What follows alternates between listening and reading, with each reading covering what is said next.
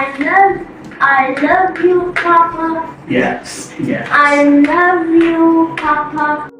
শাকিবের জন্য কান্না করছে আব্রাহাম খান জয়। ঠিক এমনই একটা তথ্য পাওয়া গেছে গোপন সূত্রের মাধ্যমে। যদিও ভিডিও কলের মাধ্যমে প্রতিনিয়তই জয়ের সাথে কথা হয় শাকিবের, কিন্তু বাবাকে কাছ থেকে পাওয়ার অনুভূতিটা কখনোই পূরণ হয় না দীর্ঘ দূরত্ব থেকে। অপু বিশ্বাসের তথ্য অনুযায়ী প্রায় প্রতি সপ্তাহে শাকিবের সাথে জুম্মার নামাজ আদায় করার বায়না ধরে জয়। তাহলে এই দীর্ঘ সময় পেরিয়ে যাওয়ার পরেও বাবাকে কাছে না পাওয়ার ব্যাপারটা জয়ের কাছে নিতান্তই কষ্টদায়ক। তাই তার বিস্তারিত জানতে একটা মুহূর্ত না টেনে সঙ্গে থাকুন। দীর্ঘ 2 মাস পেরিয়ে যাওয়ার পরেও দেশে ফেরার নামগন্ধও নেই সুপারস্টার শাকিব খানের। যদিও মাঝে মধ্যে শাকিবের দেশে ফেরার তথ্য নিশ্চিত করা হয়, কিন্তু যথাসময়ে ফলাফল শূন্য। এমনও একটা গুঞ্জন দেখা গিয়েছিল যে ছাত্র জনতার ভয়ে হয়তোবা দেশের বাইরে রয়েছেন কিং খান।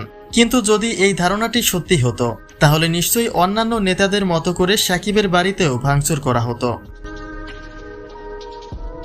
এদিকে সকল গুঞ্জনকে পেছনে ফেলে উঠে আসছে আব্রাহাম খান জয়ের অধ্যায়টি। অপু বিশ্বাসের দেওয়া তথ্য মতে মায়ের থেকেও বাবার সাথে সময় কাটাতে বেশি পছন্দ করে জয়, যে কারণে শাকিবের ফ্রি সময়ে তুলনামূলকভাবে অপুর চেয়ে শাকিবের কাছে জয়ের উপস্থিতিটা বেশি থাকে। এমনকি কোনো প্রোগ্রামের উদ্দেশ্যে অপু বিশ্বাসের দেশের বাইরে যাওয়া হলে তখনও শাকিবের কাছেই থাকে জয়।